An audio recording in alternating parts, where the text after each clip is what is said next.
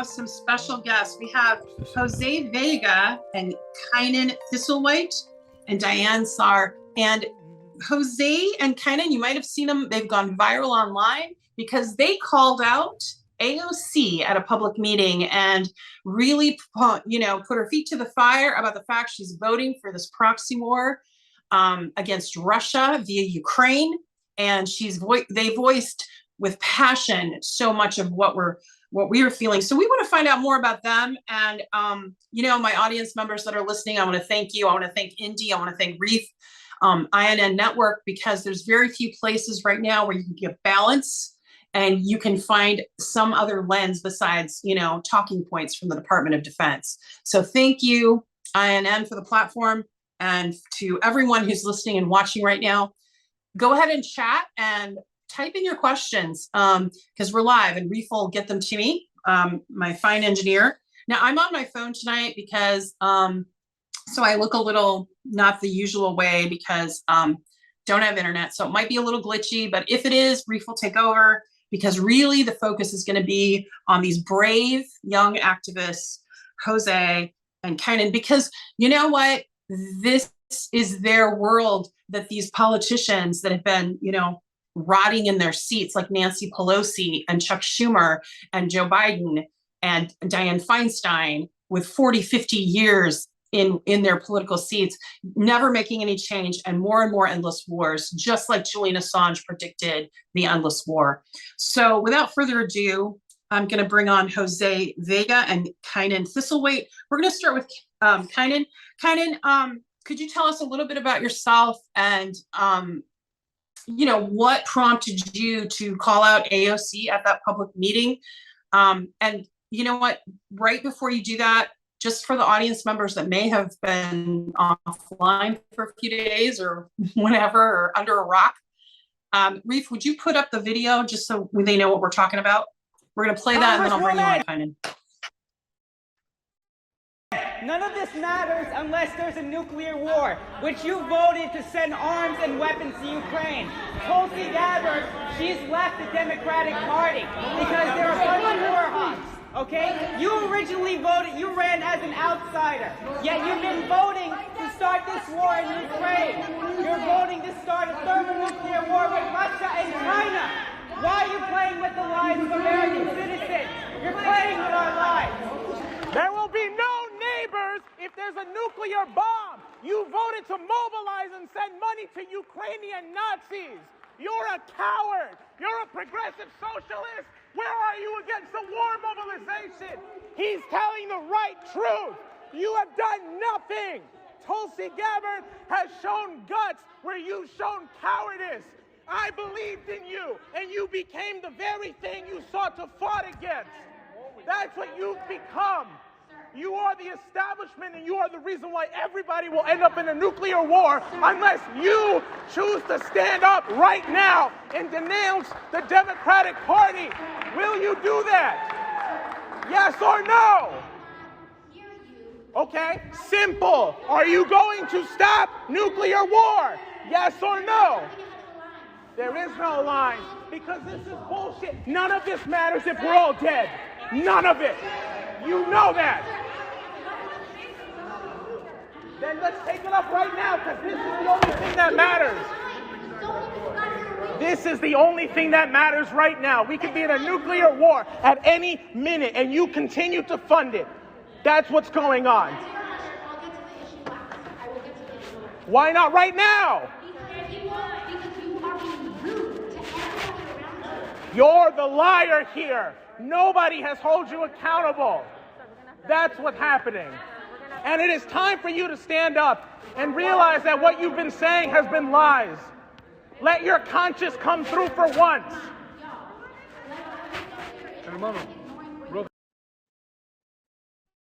You've been rude. That's why, okay, like we're facing nuclear annihilation, but we have to put it nicely. So Kynan, your thoughts, and then Jose. Kynan, you first. Well, thanks for having us on, Tara. I'll just preface this by saying that I didn't say third nuclear war. I said thermonuclear war. I wasn't the one who subtitled that. I'm sorry, that was me. I messed that up. I'm sorry. Yeah. But anyways, so what had happened, on the day of the intervention, Jose had told me that there was this town hall going on in the Bronx, and I was actually supposed to work that day. I'm a proctor who works at a nursing school, and I'm like, you know what? I'd like to go, but I can't really do it. And then a couple of hours go by, and then he calls me. He's like, okay, so I'm going to this thing by myself. I'm like, I'm sorry, I can't go. He's like, no, don't be sorry about it. It is what it is. And I'm like, you know what? I really should go to this thing. So I call my boss at the last minute, and I got someone else to fill in for me. So then we go to the school. I think we get there about 20 minutes early. Our friend gets us in. He's a constituent, and he'll remain unnamed for now. But we get in, and this is actually the first intervention I've ever done. So I'm just shaking there, nervous, just wondering what to say. And then I decide I'm just gonna go for it. And then again, just the adrenaline rush, all the nervousness went away. And it was powerful. It was a really wonderful thing to do. And I guess, what motivated me to do it is that, you're absolutely right when you say these people need to be held accountable. No one else is holding them accountable. AOC, Bowman, the squad, they ran as outsiders. They said, we're going to oppose the war. And I think, AOC, when she was campaigning, had listed, being anti-war on her website. And I think after she deleted it or something. So it just shows you what frauds these people are. And once she got the money, she deleted it. Yeah. Exactly. And, we're not hyperbolizing when we say, your actions are going to lead us to nuclear war. I mean, we're in the greatest crisis, basically since the Cuban Missile Crisis. And, at least we had someone, we had a leader then. We had John F. Kennedy, and he had the prescience to actually negotiate with Khrushchev to bring an end to what could have been a complete catastrophe. We don't have that right now. The Biden administration is not that. So people actually need to stand up. They need to hold their leaders accountable. Otherwise, who knows if we're even going to survive this winter. So I'd say that's what motivated me to do it. Good for you. And Jose, do you want to kind of tell your journey, how you got about what happened? And then also I saw there was a little blurb I saw on one thing where security so Jose, if you could kind of talk about that. Yeah, sure. For me, it was, because trying to figure out where I should even put the video. In other words, like, how should I cut this up? Because it goes on for another minute or so. When you see the guy at the end come up to me, we weren't the only people there to protest her. There were a bunch of like MAGA hat wearing Republicans there who were just there to kind of yell at her. And the way I decided to kind of do this was I told Kynan, okay, let's wait till she finishes her presentation, because if we do it now, she has a script and she can ignore anything we're saying, and she can just move on like it didn't happen. But in her presentation, she was talking about immigration, and then the Republicans were like, oh, what about the border? Blah, blah, blah, blah, blah. And then and then she said something about gun control. And then the Republicans then again in the crowd went like haywire. And honestly, that did ease tensions a bit. I think for myself and Kynan to know that we weren't the first to kind of have to break the tension to heckle. Somebody else already was doing it. Kynan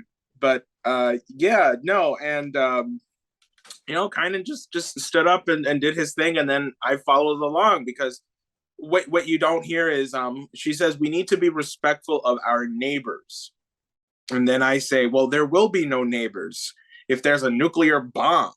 That's right. Why I say that. And basically at the end, this like Trump guy comes up to me and he says, hermano, like, hey, you gotta calm down, like, I like what you're saying. But then security came in and they said, come on, sir, you have to go. You're being a nuisance. You have to go. And I say, okay. A nuisance. Yeah. Okay. And I said, hold on. Okay, well, what if I promise to be quiet and sit there? I said, no, you've wasted our time too much. Come on, you got to go. No. Oh, yeah. They just don't want to send. Yeah, they don't. They don't know. And so, AOC, I mean, she didn't even she only responded today, which I know we'll get to. So I don't want to get ahead of the program here, but Yeah. but and also I do want to give props. The third guy there, yes, he'll remain unnamed, but it was his camera work that really did bring this together, because like I didn't even tell him any direction. I just said, "Can you just record this?" He's like, "Okay." And he's just like got the crowd. He made it all dramatic. I was like, "Whoa, all right, well thank Okay, you." yeah. Nice. Yeah. Well, do you have a question? Because one of the things you said that was very poignant, that a lot of people resonated with, so many people, besides obviously, the fear, the visceral fear of dying in a war, was you talked about you supported her. You supported AOC. So talk to me about how you went from supporting AOC and what happened to make you not want to. Like, what was the final straw for you? Yeah, sure. I think for me it was a personal thing, because people were pulling up my old tweets where I said I was a 2-time Trump voter, and of course AOC was elected in 2018, Trump won in 2016. So it's like, how could you have believed in AOC if you were a Trump voter in 2016? And I do kind of just want to clear that up.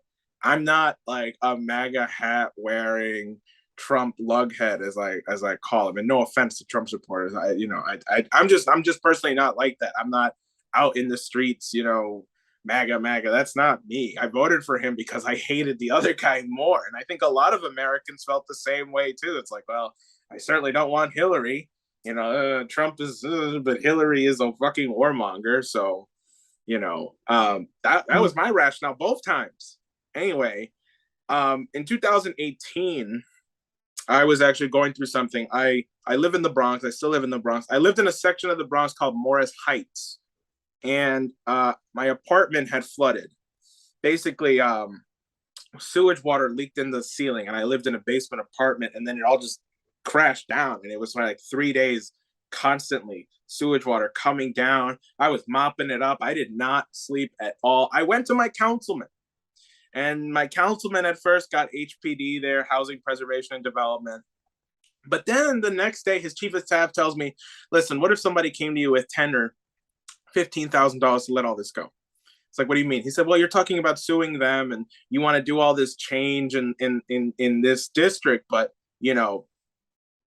take the W, take the money, and then, use it to go back to school or something. Because I had dropped out a school. I was supposed to re-enroll. I didn't re-enroll at this point because of the apartment thing. I mean, I was trying to figure out what the hell I'm gonna do for housing, and so I felt hopeless because my councilman, the local government you're supposed to go to, is supposed to help you, didn't help me. And so this was August, and AOC had just won her primary in June of 2018.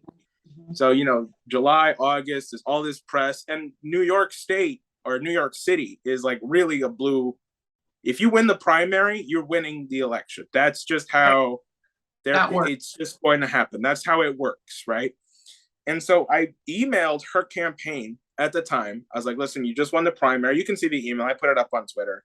And I said, at the end of it, I tell her the story. I sent her the local media coverage. And I said, listen, you say, I don't know what to believe, but if you are who you say you are, then you'll help me with this. And I didn't get a response back. And I mean, I'll give her the credit. Maybe she was busy, maybe everybody had similar stories. Sure, fine, but I needed somebody's help and she didn't help me. That was still fine with me. Like I said, I'll give her the benefit of the doubt. But when she got into Congress, she's done nothing but be a part of the establishment. Okay. There is no Medicare for all. Okay. There is no free college tuition. All of it was a fantasy to get her protected. But honestly, I don't blame her because, like I said, I like to think that in her, there is a person. There is the Alex from the Bronx who really does want to change something. And I like to think that, in order for her to get by in the Congress and in the swamp, she needed to become this evil person she is today in order to get by, because somebody told her something. And she just said, damn, I got to put aside my morals and my feelings because this is how government is and there's nothing I can do about it. So yeah, that's. And so here we are. Okay, before we move on to the next session, Kynan, I just wanted to check in with you. What was your kind of tipping point with leaving the support of the squad, or were you never even supportive of them? Well, I wouldn't say I was a part of the squad. I mean, I really only got involved in politics like maybe 3 years ago. So I really never had a chance to consider, whether I had liked her when she was originally running. And by that point, I was already watching people, like Jimmy Dore, and other real progressive voices who were basically calling out for, her being a fraud. So I never really had that view of her. I mean, I know the fact that she even won, I wasn't really supposed to happen, her being an outsider, but yeah, I never really had that background.